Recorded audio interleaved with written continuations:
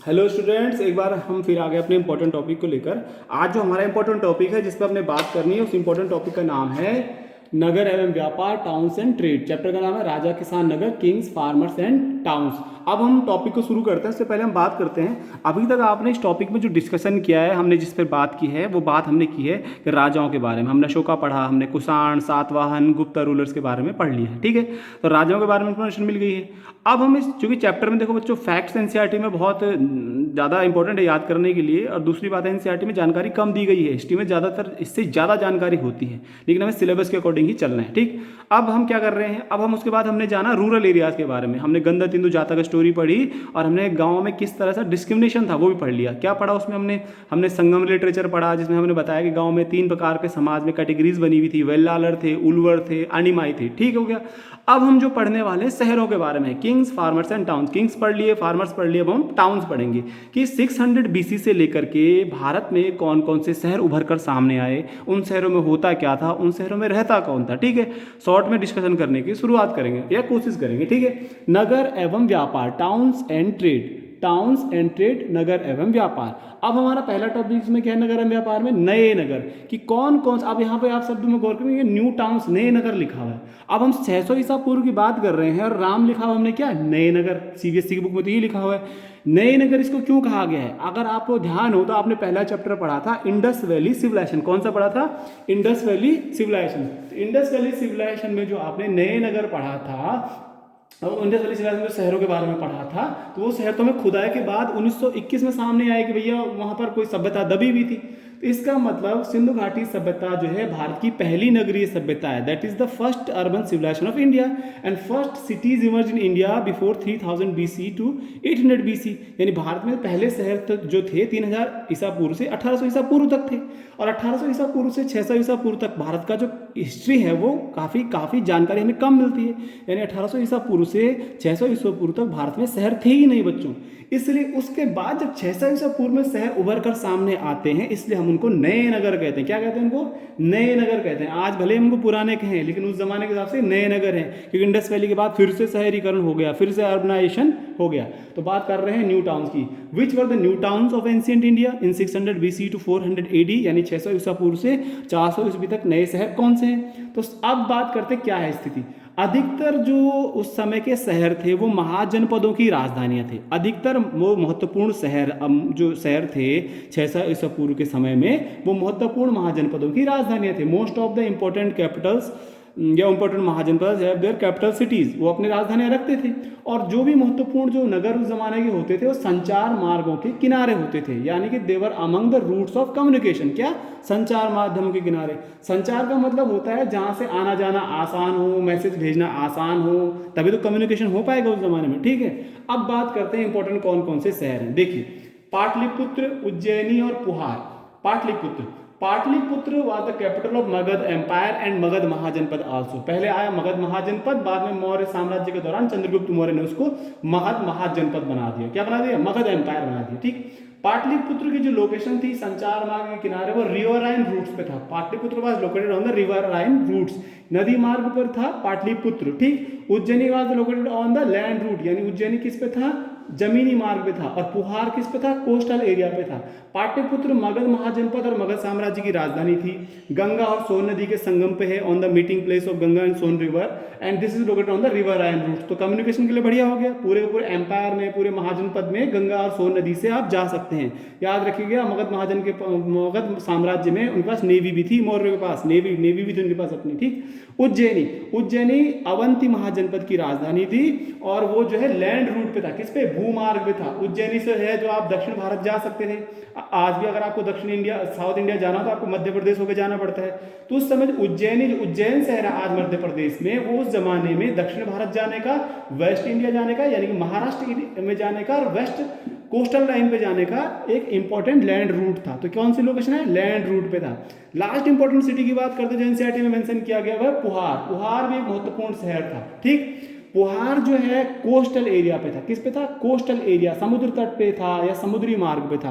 पुहार की जब आप लोकेशन देखेंगे तो आप साउथ इंडिया के अंदर दक्षिण भारत में उसकी लोकेशन में आपको दिखा देता हूं एक बार, जिससे कि आपको कंफर्म हो जाए। तो बच्चों अब ये देखिए, ये है ये जो मैप आपको दिख रहा है ये वाला, ये देखिए पुहार है साउथ इंडिया में, यहाँ पे तमिलनाडु जहाँ पे चेन्नई है उसके लोकेशन में पुहार था। यानी एंशियंट टाइम पे हमारे पास पुहार नाम का सी पोर्ट था और वो शहर भी था पुहार अपने आप में, आज का तमिलनाडु में। तो तीन तरह के हमने संचार की बात कर दी। हमारे पास समुद्र मार्ग पर भी शहर है, हमारे पास लैंड रूट की सिटी है, और हमारे नदी मार्ग पे पाटलिपुत्र है। इसके अलावा महत्वपूर्ण शहरों की अगर हम बात करें तो मथुरा बहुत फेमस सिटी था, जो इकोनॉमिक, कल्चरल एंड कमर्शियल तीनों प्रकार से इंपॉर्टेंट टाउन था। और बात करें अगर हम तो गांधार का कैपिटल तक्षशिला हो गया, सूरसेन का मथुरा हो गया। इसके अलावा आपका जो इम्पोर्टेंट सिटी है वत्स का कौशाम्बी हो गया, यानी कि इलाहाबाद वाला एरिया को वत्स कहते थे, उसका कौशाम्बी राजधानी थी यानी इलाहाबाद हो गया। इसके अलावा कौशल जो जगह है जो भगवान रामचंद्र से रिलेटेड है, उसका श्रावस्ती कैपिटल था, वो बहुत फेमस शहर था। इतने ज़्यादा शहर थे कि मतलब बहुत ज़्यादा, 16 महाजनपदों की 16 राजधानी और बहुत सारे शहर, ठीक है। लेकिन हमारे इंपॉर्टेंट अभी क्या है, पाटलिपुत्र, उज्जैनी, पुहार एंड मथुरा, इतना तो याद करना ही है।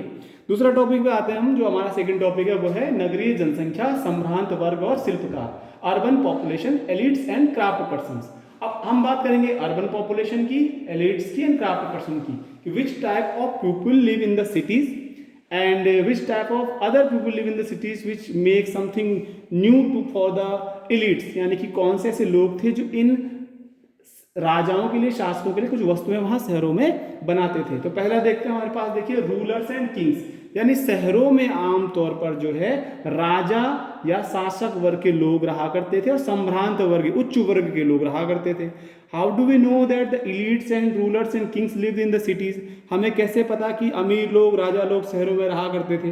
तो आज आप एग्जाम्पल देखेंगे, आज के टाइम पे देखेंगे अगर आप, तो आज हमें पता करना हो दिल्ली, मान लीजिए दिल्ली को 2000 साल बाद दिल्ली की खुदाई करें, तो हमें कैसे पता चलेगा कि दिल्ली में अमीर लोग ज़्यादा रहते थे। तो हम सामान ढूंढेंगे खुदाई में, जो जो महत्वपूर्ण इंपॉर्टेंट निकलेगा, महंगा सामान निकलेगा, है ना, इंपोर्टेड सामान निकलेगा, तो पता चल जाएगा अमीर लोग रहेंगे। किसी गाँव की खुदाई करेंगे 2000 साल बाद हम, तो हमें कुछ कम महत्वपूर्ण चीज़ें मिलेंगी। कम महत्वपूर्ण मतलब बहुत इंपोर्टेड नहीं होंगी, बहुत महंगी नहीं होंगी, है ना, कोई टेक्नोलॉजी इतनी ज़बरदस्त इस्तेमाल नहीं की होगी। तो बस यहीं पर यही है, आर्टिफैक्ट्स इन सिटीज़, यानी नगरों में पूरा वस्तुएं, जो 600 ईसा पूर्व से जो होता क्या है कि जब हम शहरों की खुदाई करते हैं, आज जब आर्कियोलॉजिस्ट ने, पुरातत्वविदों ने जब पाटलिपुत्र, अवंती, इसके अलावा उज्जैनी, पुहार में खुदाई की, तो हुआ क्या, इन शहरों से जब हमें खुदाई करी हमने, तो हमें आर्टिफैक्ट्स या पूरा वस्तुएं मिली। मेनली पाटलिपुत्र एरिया में, उत्तर प्रदेश के एरिया में जब हमने खुदाई की, मथुरा में खुदाई की, तो हमें क्या मिलता है, bowls, dishes with glossy polish, यानी बहुत सारे में बर्तन मिलते हैं, ठीक है। और उनकी क्या है, उसमें कटोरे और थालियां हैं जिनमें चमकदार पॉलिश की गई है। Bowls dishes are with the glossy polish, हमें चमकदार पॉलिश वाले कटोरे और थालियां खुदाई में मिलती हैं पाटलिपुत्र जैसी जगहों से, उत्तर भारत से, जिसमें कि हमें पता चलता है कि ऐसे बर्तनों का इस्तेमाल शायद वो राजा और शासक ही करते होंगे। देखिए आज भी जो अमीर आदमी है बहुत अच्छी क्वालिटी के या बहुत पॉलिशदार बर्तनों का इस्तेमाल करता है, ठीक है। और आमतौर पर जो गरीब लोग होते हैं बहुत ज़्यादा हाईफाई जो प्रोडक्ट्स उनका इस्तेमाल नहीं करते। तो इसका मतलब क्या है, ये इस्तेमाल कौन कर रहा था, शासक वर्ग कर रहा था। तो इनको क्या कहते हैं, northern black polished where, NBPW, उत्तरी काले पॉलिशदार बर्तन। Bowls dishes with glossy polish, northern black polished where, यानी कि कटोरे और थालियां चमकदार पॉलिश वालों को कहते हैं उत्तरी काले पॉलिशदार बर्तन, ठीक है। क्यों, किसी भी संस्कृति, कल्चर, सभ्यता के बारे में जानना हो तो उनके बर्तनों से भी पता चल जाता है, ठीक है। तो हमारे पास क्या है, जैसे जैसे डेवलपमेंट हुआ उस हिसाब से बर्तन बनाने की टेक्नोलॉजी अच्छी हो गई। इनके बर्तनों के फीचर क्या है, एक तो उत्तर भारत में मिले हैं इसलिए नॉर्दर्न, ब्लैक है, काले रंग का कलर अंदर से पड़ा हुआ है इनके अंदर, काला मतलब ब्लैक, अंदर से ब्लैक हो गए हैं बर्तन, मिट्टी के ही बने वाले, मजबूत मिट्टी के, पॉलिश्ड है, पॉलिश की गई है बाहर से, जबरदस्त पॉलिश है, और W का मतलब बर्तन हो गया। तो नॉर्थ इंडिया में मिले हुए 600 BC से पाए जाने वाले बर्तनों को NBPW कहा जाता है। इंपॉर्टेंट है, याद रखना, सबसे इंपॉर्टेंट यही है। अगले टॉपिक की बात करते हैं हम, जो इंपॉर्टेंट टॉपिक है वो है वोटिव इंस्क्रिप्शंस। वोटिव इंस्क्रिप्शंस का मतलब होता है दानात्मक अभिलेख। अब बच्चों भारत में 2री शताब्दी ईसा पूर्व में, कब, 2nd सेंचुरी BC से हमें वोटिव इंस्क्रिप्शंस यानी दानात्मक अभिलेख मिलते हैं। दानात्मक अभिलेख का मतलब होता है जब ईसा पूर्व 2री सदी में जो महत्वपूर्ण लोग होते थे, जैसे शिल्पकार हो गए, दान देने वाले हो गए, वो उस दान देने के साथ साथ अपना जानकारी भी लिखवा देते थे उस अभिलेख के अंदर, इंस्क्रिप्शन में, जैसे अपना नाम हो गया, अपना पेशा हो गया, और बहुत सारे विवरण भी लिखवा लेते थे, डिस्क्रिप्शन दान के बारे में।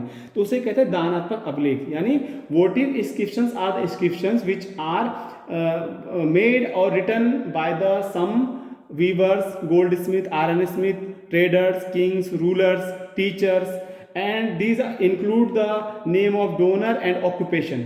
यानी दानात्मक अभिलेख वो अभिलेख है जो प्राचीन समय में दान देने के दौरान लिखवाए जाते थे, जिनमें दान देने वाले का नाम, उसका पेशा होता था और जिस संस्था को दान दिया जा रहा है उसकी भी जानकारी होती थी। ठीक है, तो वोटिव inscription means these votive inscriptions have information about the donation which they are giving to the religious institutions। ठीक हो गया, तो ये बहुत ज़्यादा इंपॉर्टेंट है। अगला इसमें जो टॉपिक है इंपॉर्टेंट, उस टॉपिक का नाम है हमारे पास श्रेणी या गिल्ड, यानी श्रेणीज और गिल्ड। अब श्रेणी क्या होता है, बहुत ज़्यादा इंपॉर्टेंट है। आप श्रेणी को समझने की कोशिश करते हैं। श्रेणी का मतलब है प्राचीन समय में जो व्यापारी होते थे और जो उत्पादक होते थे उनके अपने अपने संगठन होते थे। इन संगठनों को ही श्रेणी कहा जाता था। यानी in the ancient India there were the organisations of merchants and producers and this is called the shreni और गिल्ड इसको इंग्लिश में कहते हैं। And these organisation of merchants और producers controlled the complete production, they purchase the raw material, they make the finished good and then they circulate it in the market. So what was the function of the shrenis? They purchase the raw material, then they do production and then they circulate it in the market. तो कुल मिलाकर श्रेणी एक प्रकार से उस जमाने के व्यापारियों के संगठन है। जैसे आपने सुना होगा आज भी इंडस्ट्रियलिस्ट जो अपने ऑर्गेनाइजेशन बनाते हैं, तो एंशिएंट इंडिया में श्रेणी होते थे, गिल्ड होती थी, बहुत अमीर होते थे, याद रखिएगा बहुत अमीर होते थे, बहुत पैसा होता था और राजा लोग जो है इनसे बड़ा टैक्स पैसा कमाते थे, टैक्स कलेक्ट भी करते थे, तो जबरदस्त ट्रेड होता था। इसके बारे में वीडियो लंबा ना हो जाए तो ज़्यादा इन्फॉर्मेशन नहीं दी जा सकती है। अब हम देखते हैं कि अब टॉपिक को फिर से दोबारा समझते हैं कि इसको कंप्लीटली कैसे करना है। ध्यान रखना, नए नगर संचार मार्गों के किनारे स्थित थे। ठीक है, 3 प्रमुख शहर हो गए, Pataliputra, Ujjaini, Puhar. Pataliputra located on the river and route, नदी मार्ग पे था। उज्जैनी लैंड रूट पे भूमार्ग पे था। पुहार कोस्टल एरिया यानी समुद्र तट पे था। मथुरा भी नदी मार्ग पे, यमुना के रिवर पे था। इकोनॉमिक, कल्चरल एंड कमर्शियल इसकी बहुत ज़्यादा इंपॉर्टेंस है। फिर आप बात करते हैं अर्बन पॉपुलेशन की, इलीट्स एंड क्राफ्ट पर्सन्स की। ठीक, तो आर्टिफैक्ट्स जो हमें मिलते हैं सिटीज़ में उनमें हो गया कटोरे और थालियाँ, bowls, dishes with glossy polish. इनको क्या कहते हैं? NBPW, 1 मार्क्स का बहुत इंपॉर्टेंट क्वेश्चन है, जरूर इसको नोट करना, चाहे तो रट लेना। तो उत्तरी काले पॉलिशदार बर्तन हो गए। इसके बाद आपको वोटिंग इंस्क्रिप्शंस, दानात्मक अभिलेख हो गए। ठीक है, तो इसमें क्या होता था? Name of donor and occupation. तो इसको लिखना है, 1 मार्क्स में इंपॉर्टेंट क्वेश्चन है ये वाला। वोटिंग इंस्क्रिप्शन को जरूर नोट करेंगे, ये 1 मार्क्स के लिए बहुत ज्यादा इंपॉर्टेंट होते हैं। श्रेणीज या श्रेणी या गिल्ड, आप लिखेंगे श्रेणी की डेफिनेशन को और what are the function of श्रेणी, उनका कार्य क्या था। पुहार की लोकेशन जरूर गौर करें, मैप में जरूर आता है। ठीक है, तो ये वीडियो आप जरूर पूरा देखेंगे, इससे क्वेश्चंस बनाएंगे, आंसर्स भी भेजेंगे। Thank you.